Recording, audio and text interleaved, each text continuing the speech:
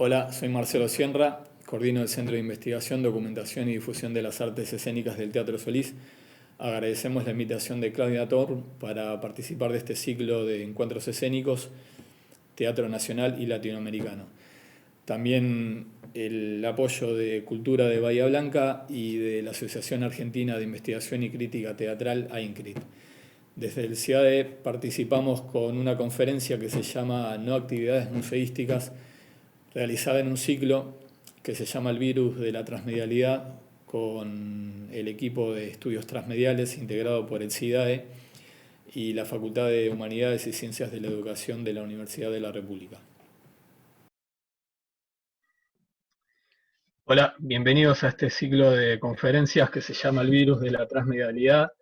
Está organizado por el Centro de Investigación, Documentación y Difusión de las Artes Escénicas del Teatro Solís, la Facultad de Humanidades y Ciencias de la Educación de la UDELAR, y cuenta con el apoyo de la Asociación Argentina de Investigación y Crítica Teatral, AINCRIT. Esta conferencia está diseñada en el formato de investigador asociado al CIDAE a través del grupo de estudios transmediales que integramos Claudia Pérez y yo, que soy Marcelo Sienra por el CIDAE, y Damián Pérez y María Soledad Alves por Facultad de Humanidades. La conferencia de hoy se llama No intervenciones museísticas, a partir de dos casos que vinculan al CIDAE con estas acciones museísticas. Y bueno, en un caso es un trabajo de investigación sobre la obra de Amalia Nieto, vinculada un poco a las artes escénicas, el acervo documental que custodiamos en el CIDAE. Y el otro caso es la muestra que se llama Nitrato Oriental, que estuvo en la sala de exposiciones del Teatro Solís, y que el cierre y la presentación del catálogo están siendo dilatados por este contexto de pandemia mundial. La primera parte está a cargo de Héctor Pérez, que coordina la Galería al Sur, y Soledad Hernández, que es docente, artista e investigadora. Y bueno, ellos van a presentar el trabajo sobre quién es Amalia Nieto y bueno, cómo se accede a ella. Adelante, Héctor, y posteriormente Soledad. Bueno, buenas tardes a todos. Gracias por la invitación. Para nosotros, bueno, es un poco necesario poder difundir un poco todo el trabajo que venimos haciendo para destacar un poco la vida y toda la obra de Amalia Nieto. Y en ese trayecto, bueno, es una investigación que parece que nunca se terminara porque cada vez encontramos cosas más lindas de contar. Nuestra idea con una exposición que se va a hacer en el Museo Nacional en un tiempo indeterminado por esta cuestión de la pandemia, va a ser lo más probable el año que viene, es poder demostrar toda la trayectoria y de una manera que nunca se ha mostrado la obra de Amalia Nieto y todas sus etapas. Una mujer que trabajó muchos años y que dedicó su vida al arte y a expresar a través de las artes plásticas todos esos acontecimientos. Como es sabido también, bueno, casada con Felisberto Hernández, de la cual también tuvo su gran aporte y su influencia para que Felisberto fuera no solamente un buen músico, sino que se dedicara también a escribir a impulso de ella, y por suerte pudimos encontrar documentos donde Felisberto agradece, por ejemplo, a Amalia Nieto haberlo impulsado a dedicarse más a la escritura. Y de la misma manera que con Laura Escalante, que también fue quien impulsara un poco a que se dedicara al teatro. De esa forma nosotros fuimos haciendo un hilo conductor de toda su trayectoria, y para nosotros lo importante en todo esto es cómo a veces una persona como Amalia Nieto, y en el contexto histórico que le tocó vivir, pudo destacarse, pero siempre un poco a la sombra de. Ella fue y tiene una obra de la cual vamos a poder demostrar con una calidad excelente, y en todas esas etapas también tuvo tenida y a la sombra de tanto Felisberto como Laura Escalante, en la cual nosotros queremos demostrar que, bueno, el aporte en realidad lo llegó a hacer ella y fue excelente por ese lado. Y también, bueno, lo bueno de la obra plástica de ella es donde es una de las tantas artistas que va a seguir trascendiendo en la historia porque nos cuenta toda su vida a través de la obra, ¿no? Y eso es lo importante, que usan una expresión plástica para llegar a contar qué es lo que le sucede en su vida. Bueno, Soledad se va a encargar un poco más de desarrollar puntualmente algunos temas muy concretos, pero creo que, bueno, que vamos a poder disfrutar de una muy linda exposición el año que viene a María Nieto, donde en el catálogo también vamos a poder desarrollar muchas de esas cosas que fueron un poco la sombra en su vida que no se mostraron en otras exposiciones. Por ahí yo me quedo y que siga Soledad entonces con esto. A partir de la invitación de Héctor para ayudarlo a sistematizar, primero a registrar, digitalizar y luego sistematizar el archivo de Amalia, que son más de 800 objetos, fue que empezamos esta exposición que al principio iba a estar emparentada con otra muestra de la Asociación de Arte Constructivo, que es lo anterior al taller de Torres García, pero finalmente ellos desistieron y quedó solamente la exposición de Amalia. Lástima, tú lo dijiste bien, Amalia pintó toda su vida. Lo único que hizo fue escribir muy poco. Escribió algunas cartas, pero, por ejemplo, para poner el libro de Laura Escalante, al que llegaríamos después, Laura por lo menos escribió su autobiografía que se llamó Memorándum. Pero hubo un momento en que no teníamos por dónde seguir en la investigación, no sabíamos más de Amalia y a quien podíamos entrevistar o donde podíamos ir no estaban, no querían o esto se había muerto. Y entonces ahí me llega este libro que es del SIDAE, donde participan Marcelo y Claudia, y justo Marcelo habla sobre Acrovino, y ahí nos dimos cuenta con Héctor que en el SIDAE teníamos donde buscar. Entonces, destrabamos la investigación gracias al SIDAE, que se había puesto en contacto con la sobrina de Amalia, y ahí descubrimos una cantidad de cosas, no demasiadas, pero no teníamos nada, y fue un gran camino que también Claudia, a través del libro Memorándum, de Escalante nos hizo recorrer y entender más. Entonces, lo interesante es que cuando uno investiga y va a conocer a una artista, en este caso, que además en este caso está reconocida ella y Petrona como las dos artistas mujeres que hasta ahora han aportado más a las artes uruguayas, eso dicho por Kallenberg y por todos los críticos. Cuando uno va investigando más con el propósito de mostrarlo, de hacerlo público, uno va construyendo una historia. Ahora se está de moda decir una narrativa. Entonces, se busca la verdad, pero la verdad es esquiva y muchas veces, aun cuando ella hubiera escrito sus memorias, no sabemos si es la verdad o si es una verdad maquillada para quedar bien. Entonces, lo que buscan los que construyen la narrativa es la verosimilitud y es decir, que parezca real. Y para eso tiene mucho que ver el prestigio de los medios. Que la exposición de Amalia se vaya a exhibir en el Museo Nacional de Artes Visuales no es un hecho menor, no es una salita de un yo qué sé, no es por despreciar, de la Alianza Francesa, no, es el Museo Nacional. Después, yo me di cuenta que cuando llamábamos a la gente para entrevistados en el Solís, era el Solís, es decir, es muy distinto a encontrarnos en el Expreso. Otra cosa es que te llamen del Teatro Solís. Entonces, creo que el prestigio de los medios también contribuye para que, y cuantos más medios sean, para que se haga más verosímil la narrativa.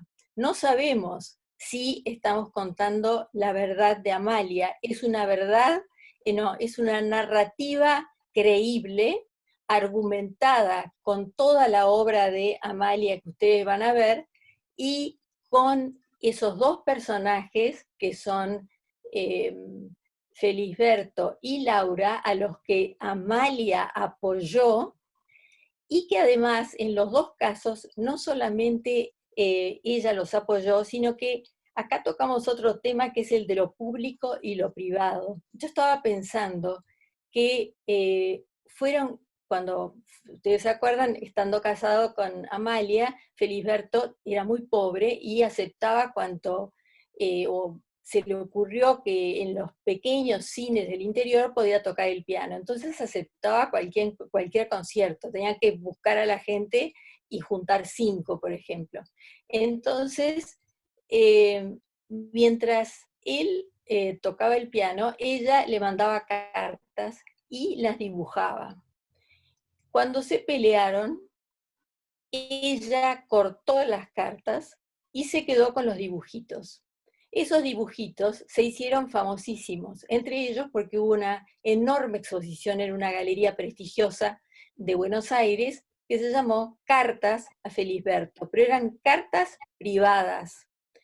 Lo mismo es una carta privada la que le dice: Felisberto, dedícate a lo tuyo, tú tenés que seguir en lo tuyo, no te importe, yo te voy a ayudar, pero tú seguí escribiendo. Entonces, creo que lo público y lo privado, que además lo vamos a mostrar, lo vamos a hacer público, también tiene que ver con construir la narrativa y se transforma así algo que, un medio que es privado, como una carta, que ahora ya no se escriben, ahora se escriben los mails, como una carta ya se transforma también en medio. Entonces creo que eso también es algo interesante. El vínculo de Amalia con el teatro no es un vínculo que solamente a nosotros se nos ocurra porque el SIDAE había hecho su investigación. ¿Me oyen? Sí, sí, ahora sí. Bueno, Sí. decía que Bien. de manera de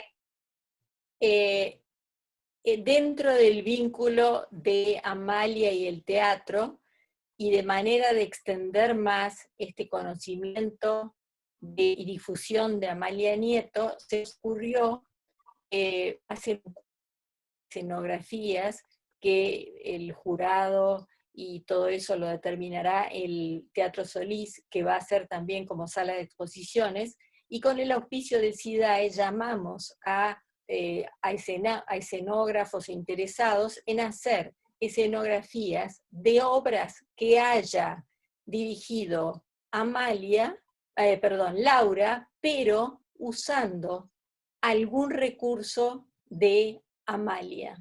Amalia pintó durante muchísimos años de su vida, nació en 1907, murió en 2003 y pintó hasta el último día de su vida.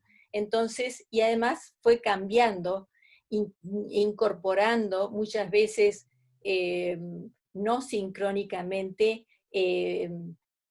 estilos o ideas que se le ocurrían, porque además fue una mujer con una formación plástica realmente inédita en lo que es la cultura uruguaya.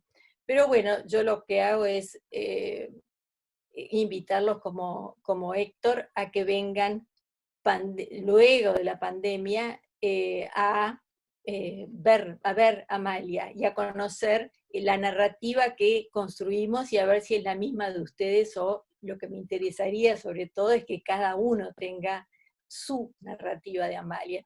Esperamos ahora darle las pistas a ustedes. Muchas gracias, Soledad y Héctor. Resulta evidente, y por lo menos para nosotros interesante también, ese vínculo que se da en varios casos entre las artes escénicas y las artes visuales. Creo que el caso de Amalia es un buen ejemplo a nivel local.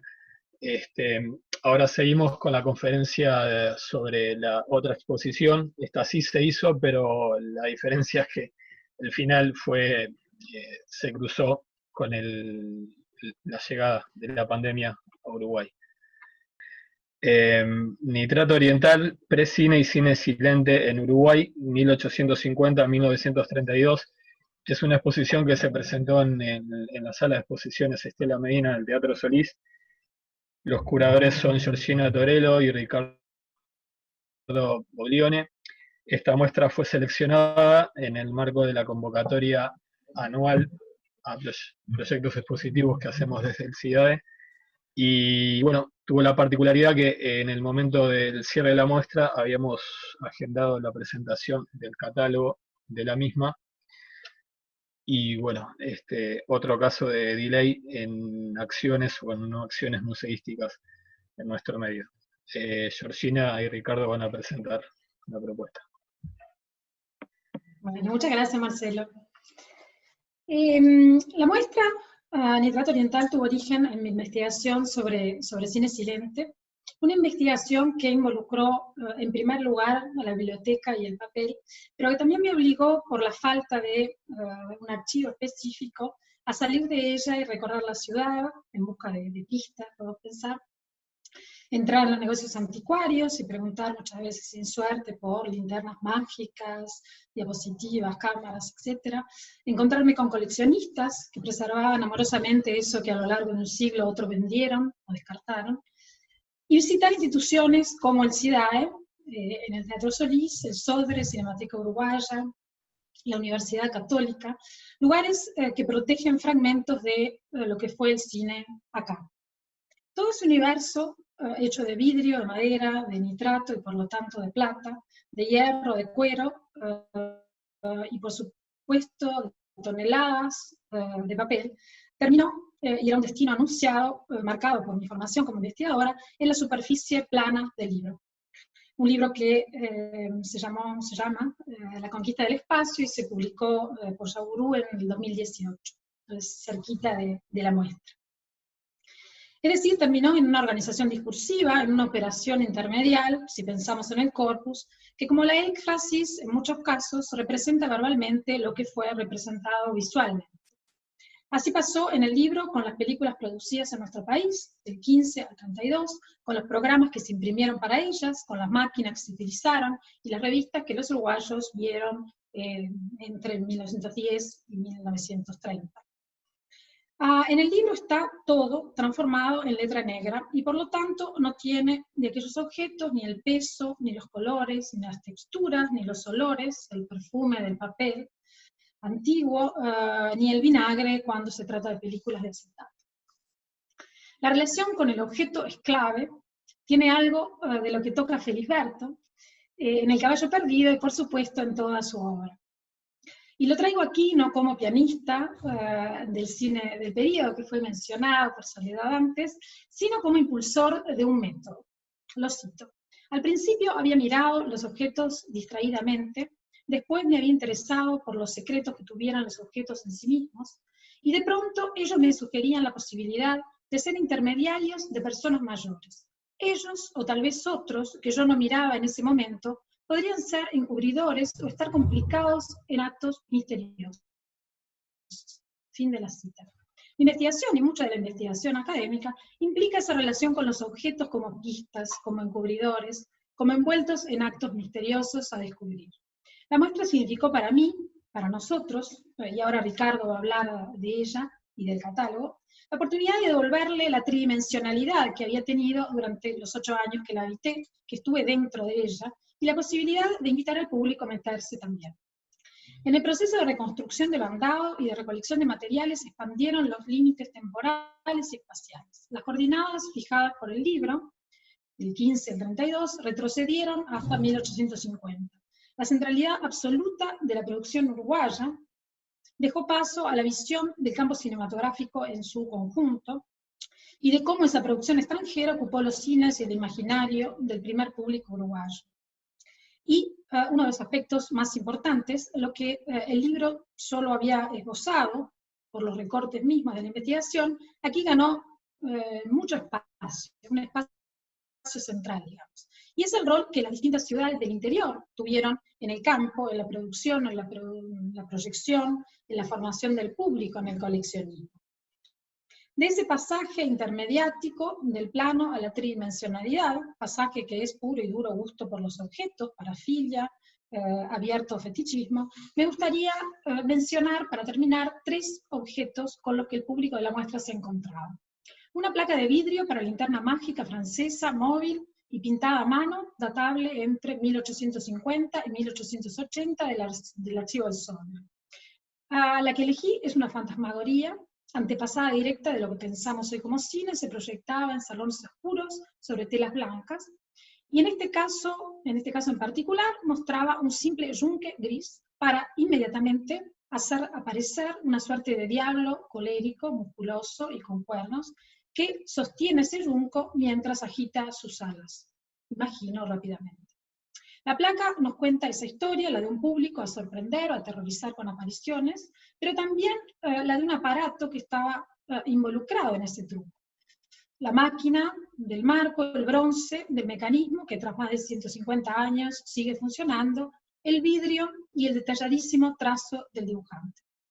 La segunda es el balóptico, un proyector de uso casero que permitía ver en la pantalla cualquier tipo de objeto, con sus colores naturales, fuera el opaco o transparente. Me encontré con él, y así aparece en el libro, por su promoción para niños en la revista Mundo Uruguayo en los años 20.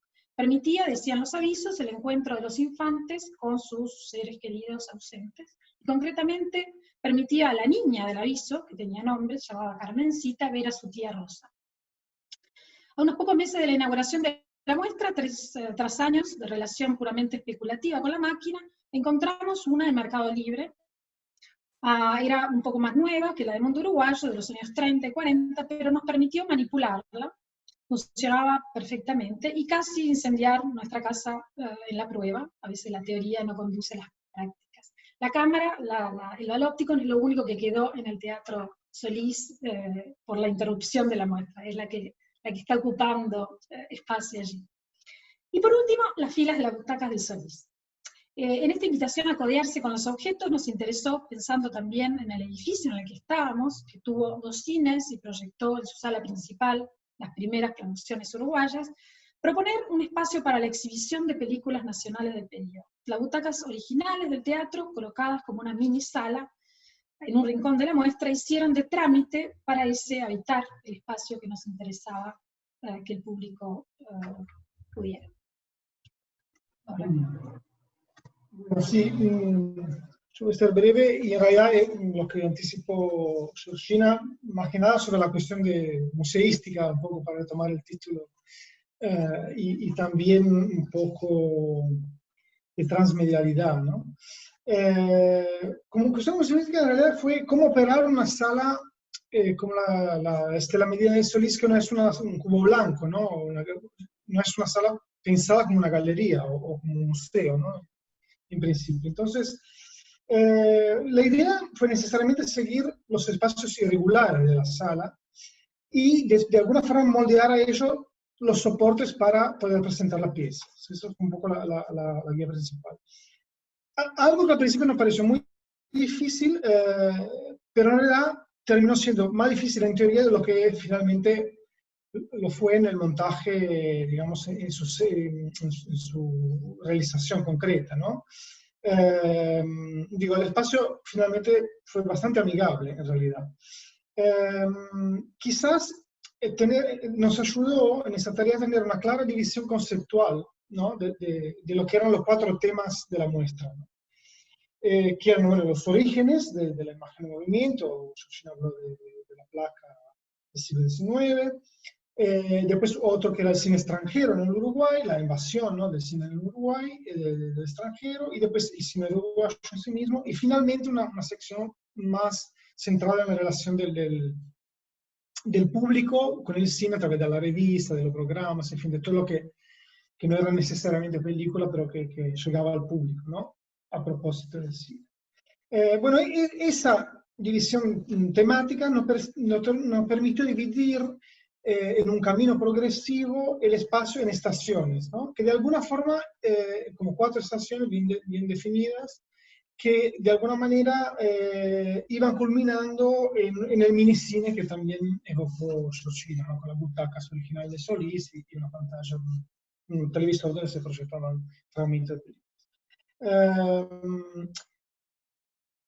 Esa estructura intertemporal y temática funcionó, creo, también por el tipo de material, ¿no?, que posee una historia marcada por cambios en los aparatos, ¿no?, y en la difusión del cine fuera de las salas, y que permitía cierta concesión a una narrativa lineal y compuesta, ¿no?, que finalmente fue la que terminó la curaduría. Después, 2 palabras sobre el catálogo, ¿no?, que Marcelo mencionó, que tenemos acá y que nos circuló todavía. Bueno, la cuestión del catálogo fue central para nosotros desde el principio, desde cuando propusimos en realidad la muestra al llamado, y ya teníamos la idea, bueno, si sale, la idea era en lo posible que se hiciera ya pensando en un catálogo. En general somos especialmente partidarios de los catálogos, considerándolos en general parte de la muestra, y no un simple corolario, ¿no? Porque el catálogo tiene una doble función. Pues, seguramente tiene más de 2, pero me quiero focalizar en esas 2. Por un lado, pretende ser el registro de lo que fue el evento, y es una bendición en ese sentido, ¿no?, porque después del evento no quedaría nada. No se puede ver toda la muestra, y ahora quizás menos, con todos los problemas para viajar, para acceder a los museos, etc. Entonces los catálogos sistematizan lo que se exhibió, lo reproducen, y a veces incluso con detalles que son difíciles de ver en vivo. Pienso, bueno, la fotografía de detalle de un cuadro, que se ven cosas que el ojo, digamos, solo no podría ver en la muestra, ¿no? Tienen datos, ¿no?, de la muestra, pero a las veces encarnan hay diferencias notorias entre el catálogo y lo que fue la muestra, ¿no? Además del hecho de que ver la cosa real siempre es otra experiencia, ¿no? No es leer o mirar una fotografía. Pero son entes muy ligados, entonces, el catálogo y la muestra, pero también autónomos. El catálogo nunca es verdaderamente el simulacro en papel de una exposición, ¿no?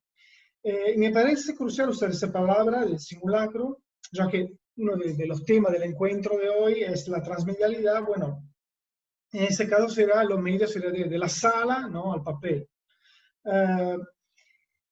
Los catálogos rozan la idea de reproducir la muestra, pero es más un ideal que algo posible e incluso deseable. De hecho, salvo raros casos, en los catálogos no aparecen fotos de la exposición. Es muy difícil, puede pasar, pero si hay pocas fotos de exposición. Lo que sí hay son las fotos de cada obra o de cada pieza, en el caso de una muestra más histórica como la nuestra, que están en el vacío de la página, ¿no?, y que difícilmente comparten el espacio de la página con otras obras como si lo comparten de repente en la sala. Es otra experiencia, entonces, que justamente no finge, digamos, la tarea imposible de simular la muestra, pero es un agente indispensable, porque de ese evento queda como la proyección al futuro, ¿no? O sea, realmente, una vez pasados los 2, 3 meses o las semanas de duración, desaparece. Y además tiene textos el catálogo, que en general, hay también, salvo raros casos, no se reproducen en la sala, por lo menos en su integridad, ¿no? Siempre son fragmentos y presuponen otro tiempo, ¿no? Presuponen un tiempo de lectura que no es el tiempo presencial de la persona que está mirando la exhibición y cuya atención tiene que ser absorbida totalmente por las obras y no por un texto. Entonces, me pareció desde el vamos que era indispensable publicar. Además, en ese caso hay diferencia también en lo que contiene respecto de las piezas exhibidas, que a veces es algo que pasa en general con los catálogos, ¿no? Por lo general se tiende a poner todo, pero no siempre es posible. En nuestro caso, hay alguna pieza que no pudieron entrar por razones de espacios, o sea, simple razones de costo del catálogo. Hubiera salido mucho más con más páginas, entonces tuvimos un poco de reducir. O también porque algunos de ellos no lo teníamos todavía cuando mandamos a maquetación el catálogo, ¿no? Porque estaban todavía en las varias instituciones o en la casa de los coleccionistas que nos prestaron la pieza. Pero también es cierto que el catálogo contiene algunas imágenes históricas que al final no terminaron en las vitrinas, entonces por ahí se compensa un poco la cuestión. De todas formas va a ser, esperamos, una forma de acceso privilegiada al mundo que quisimos poner en escena, ¿no? En la sala.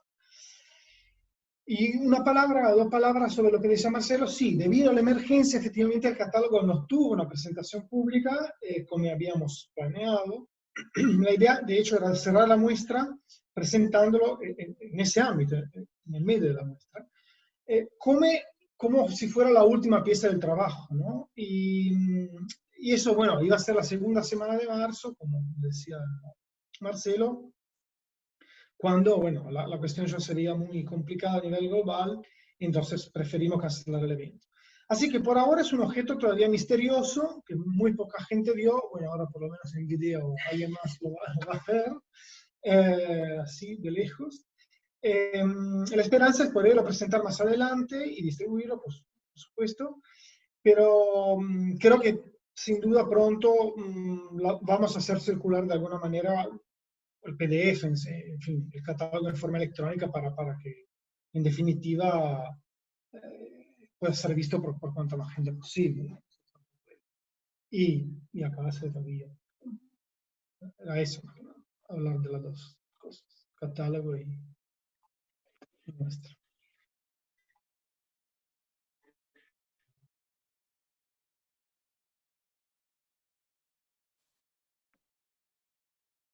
De los 4 participantes, también agradecer al equipo de trabajo que en este caso no soy solo yo, ya los nombramos, y los invitamos para el próximo miércoles a la próxima conferencia que se llama La creación teatral en pandemia. Otra vez gracias y que pasen bien.